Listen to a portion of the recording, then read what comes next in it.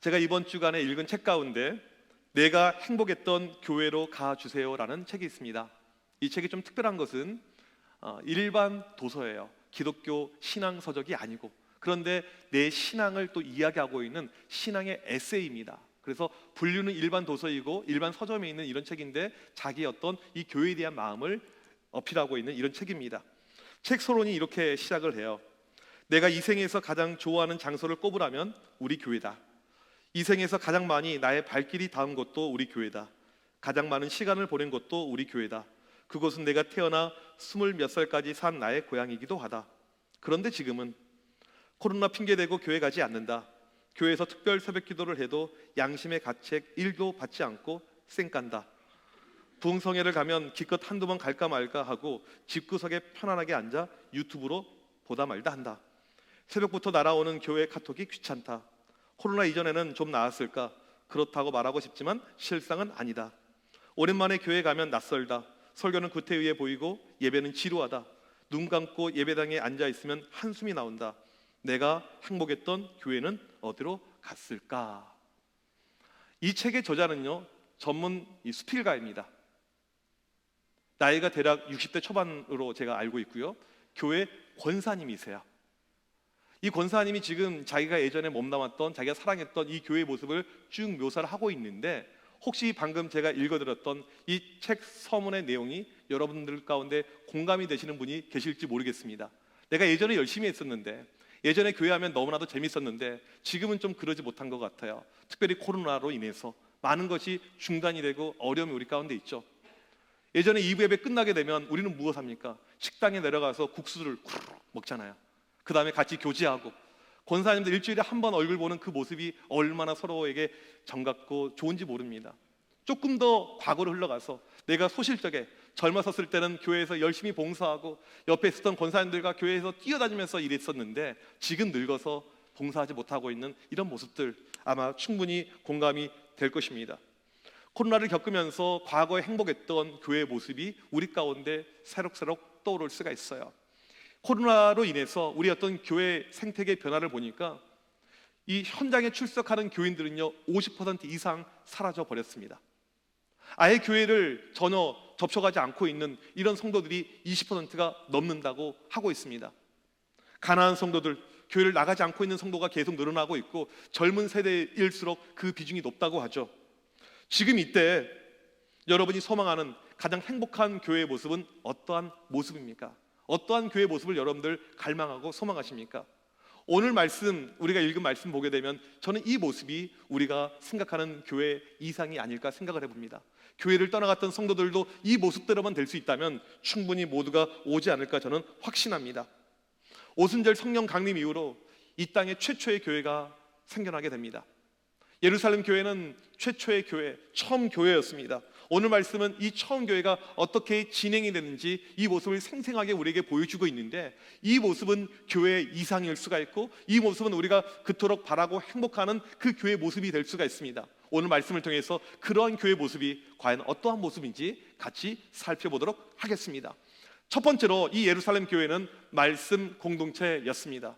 오늘 42절 보니까 그들이 사도의 가르침을 받아, 이렇게 갑니다. 그들이 사도의 가르침을 받아. 이 누가복음에 보게 되면 예수님과 제자들의 가장 좋은 관계를 어떻게 설명해 놨냐면, 예수님께서 말씀을 증거하는데 제자들이 예수님 발 밑에서 말씀을 받고 있는 그 관계를 최고로 묘사를 하고 있습니다. 그게 누가복음에 3번 등장을 합니다.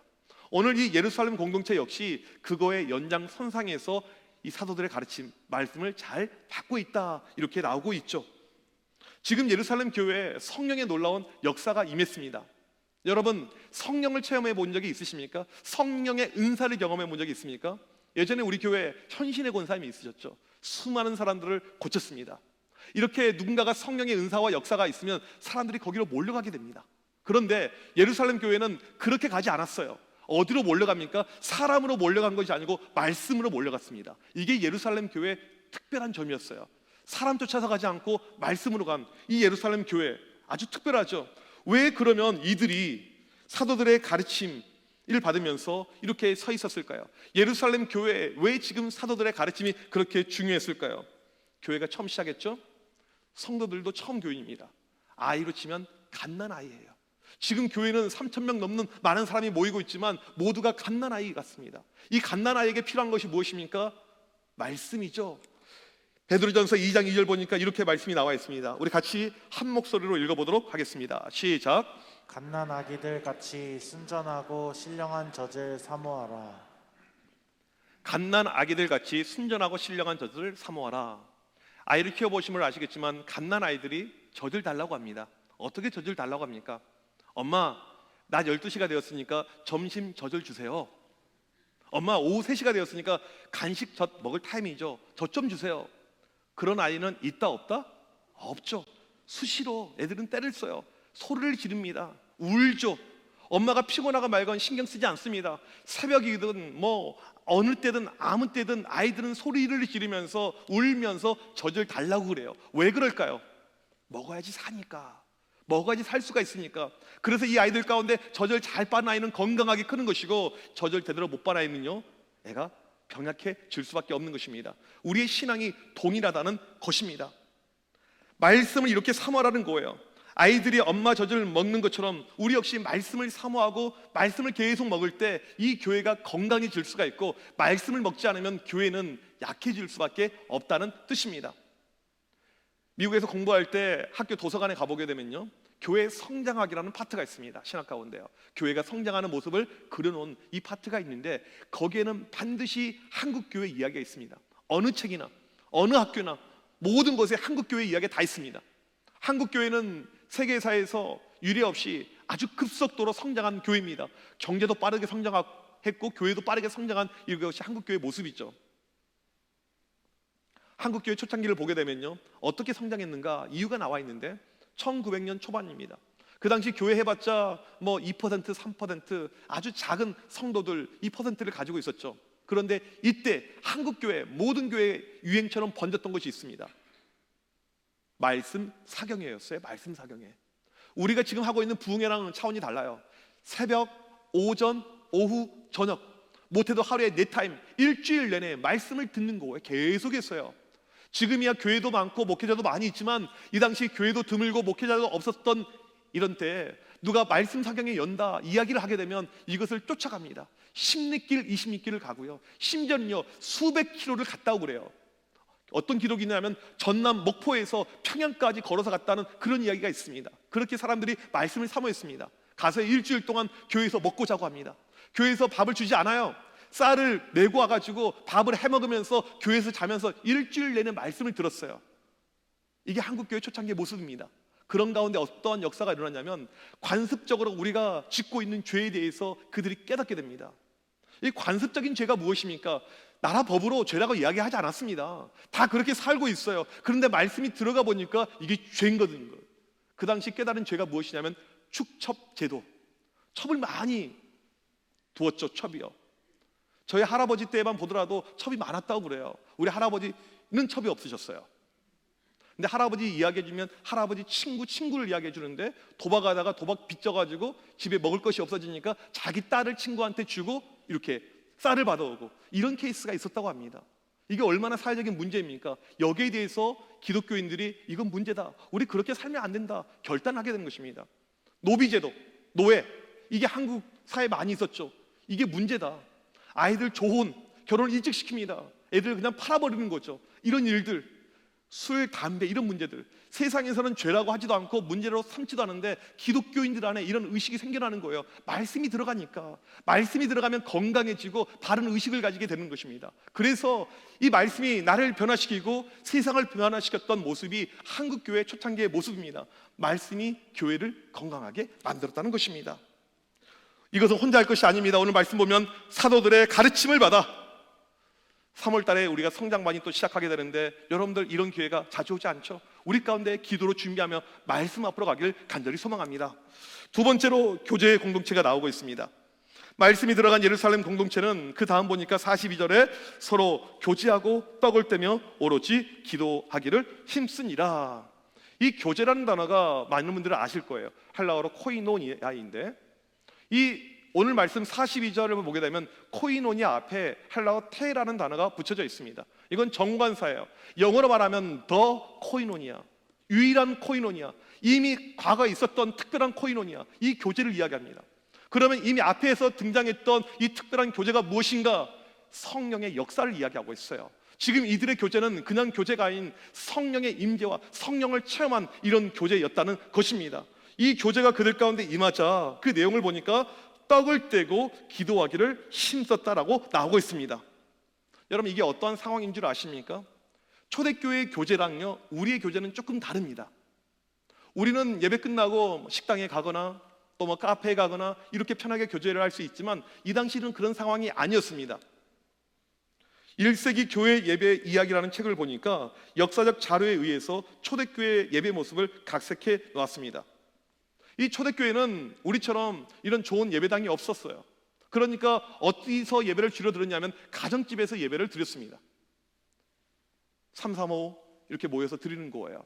좀 누가 부유하고 형편이 괜찮으면 저택에서 모여서 예배를 드리죠. 예배 시간을 공지를 해줍니다. 그러면 그때 사람들이 옵니다. 교인들만 오는 것이 아니고 믿음이 없는 사람도 오기도 했어요. 자유인도 오고 노예도 오고 그렇게 해서 사람들이 모여서 이룬 것이 이 초대교회 예배 공동체였습니다. 이들이 주일날 이제 예배를 드리는데 항상 이 호스팅하는 이 주인 같은 경우에는 좀 여유가 있으니까 음식을 준비해 놓은 거예요. 음식을 먹기 앞서서 우리로 말하면 식전 빵과 같은 이 빵을 딱 꺼내요. 빵을 나눠줍니다. 그 다음에 무엇을 이야기하냐면, 여러분 이 빵을 보십시오. 예수님께서 하나님께 희생제물로 자기를 드리기 전에 빵을 제자들과 같이 나누면서 이것은 자기의 살이라고 했습니다. 여러분 옆에 있는 이 포도주 음료수가 무엇입니까? 이건 예수님의 피를 의미합니다. 오늘 우리가 이렇게 모였는데, 주일날 모였는데 우리에게 필요한 것은 예수님을 다시 한번 상기하는 것입니다. 예수님의 죽음과 부활을 우리가 기념하길 원합니다. 그렇게 기도하고 빵을 뗐다는 거예요. 이게 요즘으로 말하면 성탄식의 모습이죠. 그리고 기도하고 이제 식사를 하는 이런 모습이 진행이 됩니다. 식사가 끝난 다음에 한 자매가 손을 들면서, 실은요 제가 한 주간 동안 하나님을 묵상하는 가운데 하나님께서 저에게 참 좋은 식구를 주었는데 이것을 한번 제가 노래로 불러보고 싶어요. 이렇게 이게 찬양이 되는 거예요. 또 한 형제가 손을 들면서 제가 이 시간 제 믿음을 한번 고백하길 원합니다. 그렇게 고백해요. 이게 기도가 되었다는 것입니다. 요즘에 우리의 예배는 상당히 정형화되어 있죠. 1부 예배, 2부 예배, 성찬식, 특송, 대표 기도 이렇게요. 근데 초대교회는 그렇게 정형화되지 않고 자유로움 가운데 예배가 진행이 되었다고 이야기를 책에서 하고 있습니다. 중요한 것은 가정집에서 사람들이 모이는데 이들이 그 모임을 너무나도 사모했다는 것입니다. 정기적으로 모이는 그 모임에 가게 되면 너무나도 모임이 좋았다는 것입니다. 모여서 이들이 모였을까요? 아마 요즘 같은 시국에 우리가 모이면 대통령 누굴 뽑을까? 그 이야기 하겠죠. 자기는 누굴 좋아해? 이런 이야기 하겠죠. 또 내가 좋아하는 후보 이런 내용을 카톡으로 실어 남기고 이런 일을 하겠죠. 초대교회는 그런 거 하지 않았습니다. 그들이 모이면 그들의 대화는 딱 한 가지 주제였어요. 예수 그리스도. 정치 이야기 하지 않고 오직 예수 그리스도. 이게 교회의 모습이죠. 그래서 이들은 가정집에서 모였지만 항상 예수님을 상고하고 예수님을 드러냈던 그런 모임이었습니다. 우리 교회에 목장 모임이 있습니다. 실은 목장은요 작은 교회예요. 그래서 이게 중요한 것이고 여러분들이 반드시 목장에 참여를 하셔야 됩니다.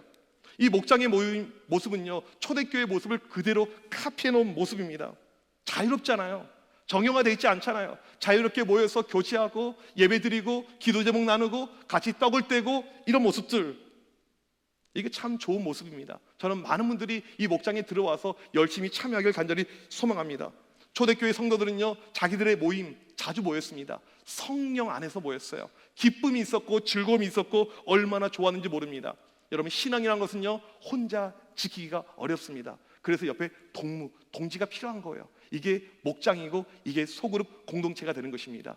초대교회는 이 교제 공동체로 인해서 교회가 건강했습니다. 세 번째로 헌신 공동체를 만들어갑니다. 이 초대교회는 가정집에서 모여서 함께 식사를 하고 성만찬을 하고 이렇게 기도 제목을 나누고 예배를 드리는데 함께 모이다 보니까 서로에 대해서 알게 됩니다. 서로의 속마음을 알게 되는 거예요. 이것이 오픈이 되는 것이죠. 실은 저는 힘들었습니다. 저는 어려웠습니다. 그래서 사람들이 그것을 위해서 서로 기도해주고 애써주고 이런 모습이 자연스럽게 이 초대교회 가운데 있었던 것을 알 수가 있습니다. 특별히 이 당시 모습을 보게 되면 교회 안에 빈부의 격차가 매우 심했습니다. 누군가를 도와줘야 되는데 너무나도 어려운 사람들이 많았어요. 소수의 부자들, 일반적으로 자유인들, 노예들 이 그룹이었는데 얼마나 이게 힘들었는지 예루살렘 교회를 보게 되면 첫 번째 교회 분란이 어디서 옵니까? 구제에서 와요. 구제에서. 누구를 도와줘야 될 것인가? 이 구제에서 그만큼 어려운 사람들이 많았다는 것입니다. 그들은 모여서 어려운 사람들을 도와주는 그런 일을 힘쓰게 됩니다. 오늘 말씀 44절 45절에 보니까 이렇게 구체적으로 나오고 있죠. 우리 같이 이 말씀 읽어보도록 하겠습니다. 시작. 믿는 사람이 다 함께 있어 모든 물건을 서로 통용하고 또 재산과 소유를 팔아 각 사람의 필요를 따라 나눠주며. 여러분, 이 말씀을 잘못 이해하게 되면요, 물건을 다 팔아서 네 것 내 것도 없이 공동체 생활을 했구나라고 오해할 수가 있습니다. 그러지 않아요. 이단들은 그렇게 많이 합니다. 헌금 다 하라고 그래요. 그리고 다 팔아서 자기들끼리 건물 만들어 놓고 공동체 생활을 하게 됩니다. 이단들의 모습이 일반적으로 그렇게 많이 하죠. 또 이 사회주의, 이 공산주의가 그렇게 많이 합니다. 뭐 지주가 어디 있고 가난한 사람이 어디 있고 평등하게 살자, 다 팔아, 다 줘. 이게 공산주의 이런 모습이죠. 오늘 말씀은 그런 내용이 전혀 아닙니다. 교인들 가운데 모임에 갔더니 누군가 힘들고 어려운 상황을 알게 됩니다. 자연스럽게 알게 되는 거예요. 요즘에 집사님 가정 어떠십니까? 실은 경제적으로 많이 어렵습니다. 이것이 선뜻 나오는 거죠. 얼마나 어렵습니까? 이번 달까지 빚을 갚지 못하면 우리 새 아이를 노예로 팔게 됩니다. 얘기하는 거예요. 그러니까 다음 주부터는 저는 어떻게 보면 여기에 못 나올 수 있습니다. 아이들도 없이 제가 무슨 염치로 나오겠습니까? 가슴 아픈 내용을 나누는 거예요. 그 순간에 교인들이 같이 기도합니다. 하나님, 이 가정을 도와주옵소서. 기도가 끝나자마자 한 명에게 성령의 감동이 와요. 실은 내가 여기 땅이 있는데 이거 팔아서 제가 도와드리겠습니다. 그 다음 주가 되었습니다. 워낙 어려운 사람들이 많으니까 또 누가 어려움을 이야기하는 거예요. 또 같이 기도하는 가운데 한 분이 내가 집을 팔아서 돕겠습니다. 여러분, 이런 일이 자발적으로 계속해서 일어나는 거예요. 여러분, 상상이 되십니까? 이해가 되십니까? 납득이 되십니까? 물질이 우리에게 어떠한 존재입니까? 가장 가치 있는 거잖아요. 내가 아무리 믿음이 있어도, 내가 아무리 하나님을 섬긴다고 해도 물질에서 자유로울 사람은요 거의 없습니다. 부자 간의 사이가 어떻게 벌어집니까? 유산 문제로 인해서. 형제들이 어떻게 깨집니까? 유산 문제로 인해서. 이게 일반적인 사회 모습입니다. 믿는 사람들도 똑같아요. 지난주 신문 기사를 보니까 아이 3살 때 이혼하고 엄마가 재혼 떠났습니다. 세 남매를 놔두고 엄마가 떠나갔어요. 그리고는 시간이 54년이 흘렀는데 그 3살짜리 아이가 이제 장성했는데 사고로 죽었어요. 그 보험금을 받기 위해서 54년 만에 엄마가 다시 등장을 합니다. 이게 세상적인 일반적인 모습이죠. 물질에 있어서 자유로울 사람은 하나도 없습니다. 그런데 성령이 임하니까, 초대 공동체 사람들 안에 성령의 강력한 은혜가 임하니까 이 물질에 있어서 자유로움이 생겨버렸다는 것입니다. 예전에 목숨처럼 여겼던 이 돈을 이제는 성령 안에서 누군가에게 쉽게 나눌 수가 있는 것입니다. 쉽게 드릴 수가 있는 것입니다. 세상과 완전히 다른 가치관을 가지고 이들이 살게 되는 것입니다. 중요한 것은요, 이 모든 것은 자발적 헌신이었습니다. 사도들이 시키지 않았어요. 요즘 말하면 목사가 설교 시간에 이야기해서 이렇게 사람들이 움직인 것이 하나도 없습니다. 자발적으로. 이 초대교회 공동체는 누군가가 힘들어하면 이것을 결코 좌시하는 일이 없었습니다. 그냥 넘어갈 수가 없어요. 눈에 밟히는 것입니다. 기도하면 또 돕고 싶고 도와야 되는 이런 마음이 생겼다는 것입니다. 우리가 작년에 41개 교회를 이렇게 돕게 되었습니다. 여러분, 작은 교회를 왜 도와야 되냐면요, 교회 생태계가 이렇습니다. 작은 교회가 무너지게 되면요, 나중에 큰 교회도 무너지게 되어 있습니다. 이게 교회의 생태계라는 거예요. 큰 교회의 사명은 무엇이냐면요, 작은 교회를 지켜줘야 돼요. 작은 교회가 유지되도록 만들어줘야 됩니다. 그래야지 이 땅의 교회들이 건강하게 지속이 될 수가 있어요. 그런 차원에서 우리 교회는 앞으로도 계속해서 이 교회들 돕는 일을 하려고 합니다. 작년에 보니까 많은 분들이 이 헌신에 동참을 하셨습니다. 정말 저는 감사해요. 자발적으로 십시일반 정말 많은 분들이 헌신하셨어요. 나중에 좀 부족하니까 또 어떤 분들은 거액의 헌금을 내면서 동참을 하셨습니다. 보니까 부자가 없어요. 돈이 남아서 이렇게 드린 사람은 하나도 없었습니다. 내 것도 귀한데 더 불쌍하고 힘든 사람들을 돕기 위해서 그렇게 마음이 움직이게 된 것이죠. 근데 더 놀라운 것은 무엇이냐면, 나중에 이제 41개 교회를 다 이렇게 도운 다음에 시간이 좀 흘렀는데 어떤 분이 하나님께 또 헌금을 드렸어요. 근데 그 헌금의 액수가 41개 교회 헌금 드린 액수만큼의 헌금을 드렸어요. 근데 중요한 것은 이분도 돈이 있는 부자가 아닙니다.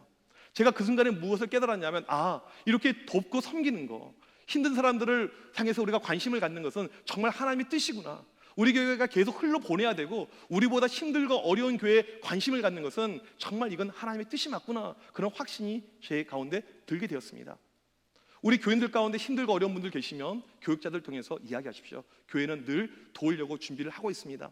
저는 서울역을 종종 갈 때마다 항상 제 눈에 밟히는 사람들은 거기 있는 노숙자들입니다. 코로나 때 이 사람들은 뭐 백신도 맞지도 않고, 또 이야기 들어보니까 예전에는 많이 도왔어요. 많이 그들을 힘써줬습니다. 그런데 코로나로 인해서 무료 급식도 사라졌죠. 그 다음에 돕는 것도 사라졌죠. 거의 90% 이상 이게 다 끊겨버렸다는 거예요. 저는 우리 교회가 서울역 가까이 있는데 저는 이 사명을 감당하면 좋겠다, 이런 마음이 설교를 준비하는 가운데 계속 들었습니다. 우리 청년들이 한 달에 한 번씩 서울역에 가서 앞으로 이들을 섬기고 도울 것입니다. 불쌍한 사람들, 어디 오고 갈 데 없는 사람들, 한겨울에 이 떨면서 한쪽에서 자고 있는 사람들, 그러다가 또 목숨을 잃는 사람들, 우리가 그들을 저는 돕길 간절히 소망합니다. 이 초대교회의 모습을 보게 되면 말씀 공동체, 교제 공동체, 헌신 공동체, 여러분 교회는요 이 세 가지만 있으면 건강해질 수밖에 없다는 것입니다. 말씀을 너무너무 사모합니다. 그 다음에 성도 간의 교제가 너무나도 풍성하게 넘쳐요. 힘들고 어려운 사람들 볼 때마다 그냥 넘어가지 않고 그들을 돕는 마음이 있으면 그 교회는 건강할 수밖에 없다는 것입니다. 이 땅에 새롭게 시작한 교회, 처음 교회는 바로 이러한 모습이었습니다. 이게 교회의 건강성이었고 교회의 온전한 모습이었습니다. 여러분, 중요한 것은요 세상이 이것을 보고 있었다는 것입니다.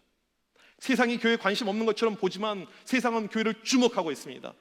그들이 오늘 말씀에 보면 주목하여서 반응을 보이는데 두 가지 반응을 이렇게 보이고 있습니다.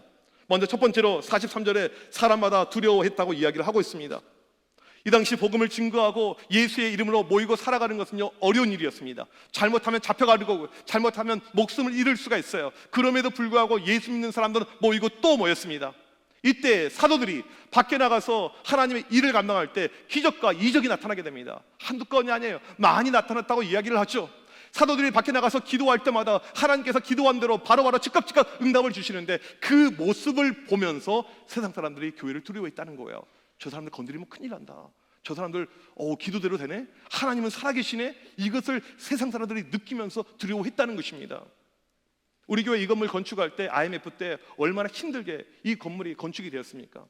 들어보니까 건축하는 것도 힘들고 어려웠는데 또 주변의 민원들, 이걸로 인해서 교회 건축이 중단이 되고, 이런 이야기를 제가 우리 장로님들께 또 우리 원로 목사님께도 쭉 들어봤습니다. 그런데 그때 교회 건축을 앞장서서 반대했던 두 명이 있었는데 그 두 명이 갑자기 죽어버린 거예요. 그 사건이 일어나면서 이 사람들이 더 이상 교회 건축을 방해하지 않았다, 그런 이야기를 들어본 적이 있습니다. 제가 전에 교회에서 이 교회를 건축하는데 콘크리트 탓을 한 날이었어요. 수많은 레미콘이 와서 이제 이 콘크리트를 쏟아 부었는 이런 날인데 그날 갑자기 소나기가 예보가 되어서 엄청난 비바람이 몰려오고 있습니다. 모든 일개보 소나기가 쏟아진다는 거예요. 콘크리트가 부어져야 되는데 큰일 났잖아요. 교인들이 한 마음으로 기도합니다. 그런데 그날 어떠한 역사가 일어났냐면 딱 교회 자리 빼고 비가 다 내렸어요. 교회 자리만 비가 안 내렸다는 거예요. 이런 모습을 보면서 사람들이 반응합니다. 아, 저 교회가 믿는 하나님은 살아계시구나. 하나님은 살아계시구나. 이것을 보게 된다는 것입니다. 저는 제 인생 가운데서도 그런 모습을 많이 저는 체험했습니다. 군대에서 이렇게 교회 이렇게 섬기고 있었을 때 우리 교회가 참 괜찮은 교회, 이 연대 교회였는데 이 부대장, 연대장, 이 다음에 별을 달 사람이죠. 이 사람이 교회를 너무너무 싫어했고요. 그 밑에 있는 대대장, 교회를 너무너무 싫어했습니다. 교회를 박해해요. 교회 행사를 못하게 합니다. 교회 목사님을 끊임없이 박해했어요. 정말 이들이 힘들게 했습니다. 그런데 어떤 일이 발생했냐면 우리 부대의 그 연대장은 자동 코스로 다음에 별을 달게 되어 있습니다. 이게 아주 좋은 코스예요. 좋은 부대예요. 그런데 자기 밑에 있는 장교가, 부하가 월북을 해버립니다. 그냥 별이 날아갔어요. 한순간에요. 그 다음에 그 밑에 있었던 이 대대장은 자기 동기들 가운데 우리나라에서 진급 1번이었어요. 가장 빠르게 진급하고 있었던 사람인데 자기 밑에 있던 부하가, 이 간부가 자살해 죽어요. 그 다음 주에 또 한 명이 운전하다가 사고 냅니다. 또 한 명은 폭행으로 감옥에 들어갑니다. 이게 연달아 터져요. 그리고 이 사람은 좌천되고 옷을 벗게 됩니다. 이런 일이 터지면서 사람들 가운데 이런 마음이 생겨나죠. 아, 교회 건드리면 큰일 난다. 아, 이건 무섭다. 제가 여러분들에게 어떤 무서움, 공포를 지금 심어주려고 하는 이야기가 아니고요. 이 교회에는 하나님의 능력이 보여져야 됩니다. 세상 사람들에게, 믿지 않는 사람들에게 하나님은 살아계신다, 하나님의 능력이 있으시다. 초대교회는 그것이 보여졌어요. 그러니까 믿지 않는 사람들도 교회를 보면서 함부로 하지 못하고 두려움이 그들 가운데 생겼다는 것입니다. 두 번째로 보니까 세상으로부터 칭송을 받았다고 47절에 등장을 하고 있습니다. 교회를 다니지 않았던 사람들이 교회를 보면서 칭찬을 합니다. 왜 칭찬을 할까요? 아, 교인들은 코로나를 무서워하지 않네, 전염병 무서워하지 않고 예배를 잘 드리구나. 여러분, 그런 걸로 칭찬했을까요? 세상은 그런 거에 관심 없습니다. 무엇을 봅니까? 우리의 삶을 보는 거죠. 우리의 태도를 보는 것입니다. 우리의 모습을 보는 것입니다. 우리의 가치관을 보는 것입니다. 당시 세상 사람들 눈에 비춰진 기독교인들은요, 이타적인 사람들이었습니다. 교인들은요, 가난한 사람들, 불쌍한 사람들을 절대 좌시하지 않는 그런 사람들이었습니다. 어떤 교회 안 다닌 사람이 우연히 친구 따라 이 교회 모임에 갔는데, 한 번 갔는데 모임이 너무나도 좋은 거예요. 이렇게 사랑이 넘치는 모임이 어디 있을까? 이것을 경험하게 된 것입니다. 또 가고 싶어지는 것이죠. 주변에 힘들어하는 사람이 있으면 도와줍니다. 물질적으로 어려우면 물질적으로 도와주고, 마음이 힘들면 같이 울어주고, 영적으로 힘들면 그 사람들을 위해서 기도해주고. 아, 교인들은 이타적이구나. 그러니까 교회 다니지 않는 사람들이 교인들을 칭찬을 많이 하게 된 것입니다. 이 코로나 시국에 교회에 대한 통계를 보니까 빅데이터 이렇게 나와 있죠. 첫 번째 나온 것이 무엇입니까? 교인은 이기적이다, 이거였습니다. 우리 사회가, 세상이 바라보고 있는 교회의 모습은 이기적이다. 지들끼리만 모이고 지들끼리만 천국 가고, 그래 지들끼리 잘 살아봐라, 이런 모습이라는 거죠. 아주 부정적입니다. 또 그 다음에 나온 것이 무엇입니까? 교회 하게 되면, 이 교인들 하게 되면 멀리하고 싶다, 거리두고 싶다. 이게 빅데이터의 내용이었습니다. 교인들이 싫은 것입니다. 왜 그럴까요? 우리의 모습 때문에. 예수님 때문이 아니고 우리의 모습 때문에, 우리의 지금 믿는 모습 때문에. 어떤 분이 친구를 전도했어요. 그리고 이분이 교회를 오게 되었습니다. 누군가가 처음 전도가 되어서 교회에 올 때는요, 기대감이란 것이 있죠. 교회 가면 어떠할까, 이런 기대감이 이렇게 있겠죠. 교회 딱 와서 예배를 드리는데 깜짝 놀란 거예요. 충격을 받습니다. 이제 저희 교회 이야기가 아니니까 절대 오해하지 마세요. 앞에 찬양대가 있는데 찬양 대원 가운데 자기의 인생 원수가 서 있는 거예요. 그 순간에 이 사람이 마음에 결심합니다. 다시는 내가 교회 안 간다. 오늘이 내 인생에서 마지막이다. 떠난 거예요. 자기에게 사기치고 정말 그 나쁜 인간이 앞에서 찬양하고 있는 그 모습을 보면서 도저히 견딜 수가 없었다는 것입니다. 실제로 제가 일반 사람들 만나보게 되면 교인들한테 사기당했다 정말 많이 들었어요. 정말 많이요. 이게 지금 한국 교회 수준이 되어 버렸다는 것입니다. 예루살렘 교회는요, 반대였습니다. 교인들은요, 베푸는 사람들, 나누는 사람들, 섬겨주는 사람들이었습니다. 세상 사람들이 부러워할 만큼 힘들고 어려운 일이 있으면 가장 먼저 떠오르는 것은 교회였습니다. 내가 믿지 않더라도 교회 가면 나에게 도움을 줄 거야. 내가 힘들고 어려운 마음이지만 교회 가면 나를 달래줄 거야. 이런 마음이 있었습니다. 그들은 교회를 부러워했습니다. 세상의 부러움을 사는 교회의 모습, 이게 저는 우리가 추구해야 될, 우리가 가야 될 교회라고 저는 생각합니다. 모든 사람들이 교회를 부러워하죠. 불교 절을 다녀도 교회를 부러워하고, 이슬람을 믿어도 교회를 부러워하고, 심지어 신천지에 빠져 있어도 교회를 부러워할 수 있는, 저는 그런 교회가 되길 간절히 소망합니다. 오늘 이 예루살렘 교회가 그런 교회였습니다. 우리 교회가 앞으로 꿈꿔야 될 교회가 어떤 교회입니까? 오늘 읽은 사도행전 2장에 등장한 예루살렘의 교회, 이것이 교회의 모델이고 모범이고 우리가 따라가야 될 교회임을 믿습니다. 이런 교회를 소망합시다. 이런 교회를 꿈꿉시다. 그런 마음으로 나아가는 우리 모두가 되시기를 주님의 이름으로 간절히 축복합니다. 우리 시간 자리에서 일어나셔서 함께 찬양하겠습니다. 여러분, 이 찬양을 잘 모르실 수가 있을 것입니다. 찬양을 잘 모르시더라도 이 가사를 보시면서 한번 이렇게 따라서 고백을 하면 좋겠습니다. 이곳에 임하신 하나님 나라, 가난한 마음으로 바라보리라. 먼저 그 나라 그 뜻 구하며 나의 삶을 드리리. 믿음 다하여 그 위에 서리라. 하나님의 나라는 무너지지 않으리. 믿음 다하여 그 나라 세워가리라. 우리 시간 이 가사를 기억하면서 우리 같이 찬양 드리겠습니다.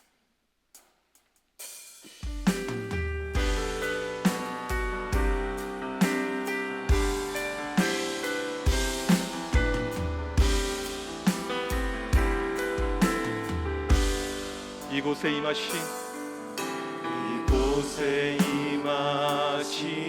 하나님 나라, 가난한 마음으로 바라보리라.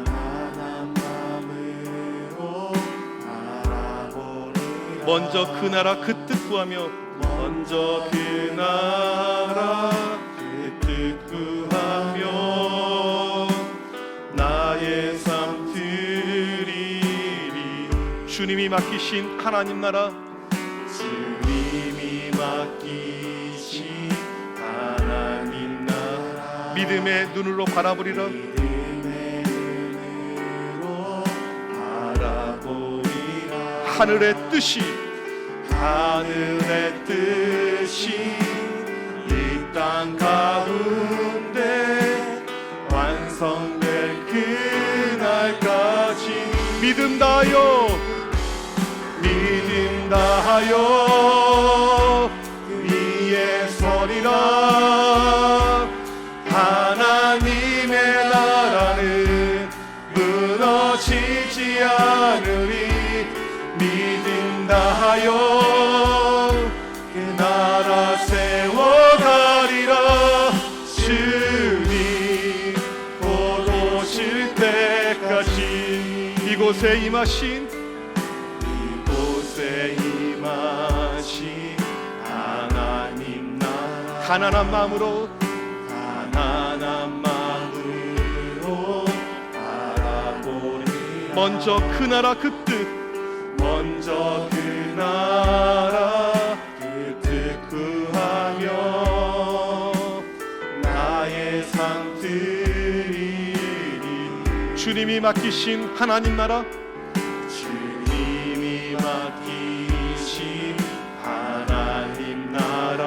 믿음의 눈으로 바라보리라. 하늘의 뜻이 이 땅 가운데 완성될 그날까지 믿음 다하여 그 위에 서리라. 하나님의 나라는 무너지지 않으리. 믿음 다하여 그 나라 세워가리라. 주님 곧 오실 때까지 약할 때 강함 대신에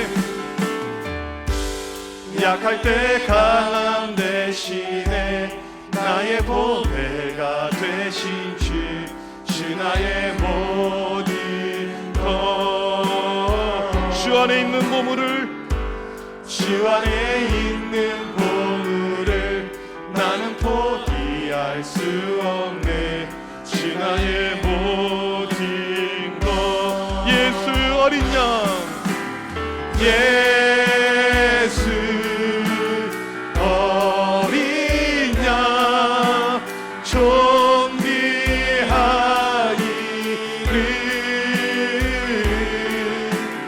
예수 어린 양 존귀하리를. 십자가 제사하셨네. 십자가 제사하였네. 주님의 이름 찬양해. 주 나의 모든 것. 쓰러진 나를 세우고 나의 빈자를 채우네. 주 나의 모든 것. 예수 어린 양, 예수 어린 양 존귀하리를.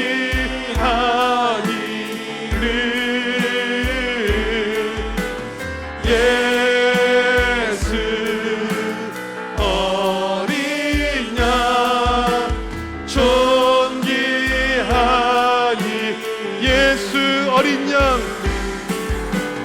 예수 어린 양 존귀하니를.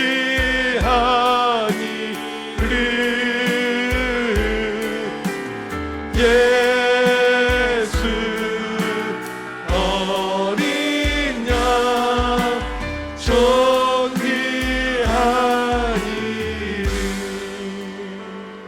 우리 시간 다 함께 기도할 때 우리 교회를 위해서 기도하겠습니다. 우리 교회가 주님이 처음 세우신 예루살렘 교회가 같은 그런 교회가 되게 하여 주옵소서. 하나님 말씀을 사모하는 교회, 성도들 간의 영적인 교회가 풍성한 교회, 어려운 자들을 돕고 섬기는 교회 되게 하여 주시옵소서.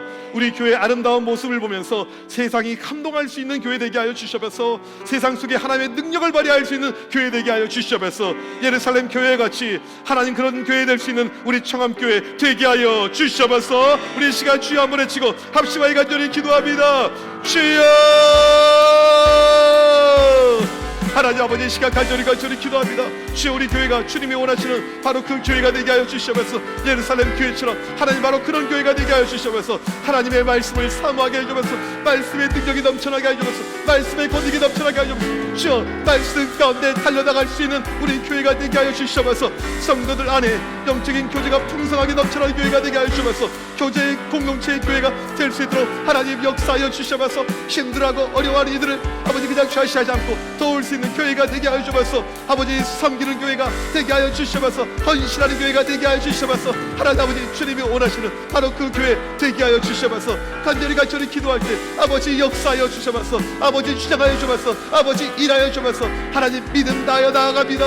하나님 우리의 힘으로 되는 것이 아니고 성령께서 도와주실 때 주여, 이 모든 것이 가능함을 고백합니다. 우리가 가야 될 모든 방향성 예루살렘 교회가 되게 하여 주시옵소서. 하나님 그 모습을 우리가 닮아가게 하여 주시옵소서. 각 목장들마다 하나님 그 모습을 우리가 쫓아가게 하여 주시옵소서. 주일날 예배가 바로 그런 예배가 되게 하여 주시옵소서. 말씀과 교제와 헌신이 넘치는 수 있는 귀한 공동체가 될 수 있도록 하나님 역사하여 주옵소서. 오늘도 간절히 기도할 때 주여, 결단하는 주의 모든 백성들 중에서 하나님의 나라가 이루어지게 하여 주옵시고 하나님의 크나큰 일들이 이루어지게 하여 주옵시고 아버지의 놀라운 권능의 손길, 능력의 손길 주여 넘쳐나게 하여 주시옵소서. 하나님 주님의 역사를 바라옵니다. 주님의 일하시를 바라옵니다. 하나님 초대교회 그 모습을 우리가 닮아가고 실천하며 하나님의 놀라신 역사를 체험케 하여 주시옵소서. 간절히 기도할 때 하나님의 놀라신 은혜 가운데 믿음 가운데 달려나갈 수 있는 귀한 믿음의 공동체 될 수 있도록 하나님 함께하여 주시옵소서. 주의 이 시간에 결단하는 주의 모든 백성들 가운데 함께하여 주옵시고 우리의 기도를 통해서 하나님 역사하시고 주의 놀란 응답의 역사 나타나게 하여 주시옵소서. 하나님 아버지, 감사합니다. 우리 교회 사랑해 주셔서 74년 전에 이 땅에 이곳에 우리 청암교회를 세워주셔서 지금 이날까지 함께 하시고 지켜주심을 감사합니다. 하나님, 세상이 교회를 지탄하고 교회가 세상 속에서 어려움을 겪고 있는 바로 이때 우리 교회의 모습이 예루살렘 교회의 모습이 되게 하여 주시옵소서. 말씀이 살아 움직이는 교회 되게 하여 주시옵소서. 목장을 통해서 성도들의 성령 안에 이 교제가 풍성하게 넘쳐나게 하여 주시옵소서. 힘들고 어려운 이들을 돕는데 헌신하고 앞장서는 교회 되게 하여 주시옵소서. 세상이 우리의 모습을 보면서 하나님을 체험케 하여 주시옵시고 세상이 감동할 수 있는 우리 이런 청암교회 되게 하여 주시옵소서. 지금은 우리 주 예수 그리스도의 크신 은혜와 하나님 아버지의 무한하신 사랑하심과 성령님의 이로 교통하심이 예루살렘 교회를 갈망하며 사모하며 세상이 줄 수 없는 그 놀라운 향기와 능력과 권능을 배출하며 그러한 모습을 꿈꾸는 하나님의 모든 백성들 머리머리 위에 지금부터 영원토록 함께 있을지어다. 아멘.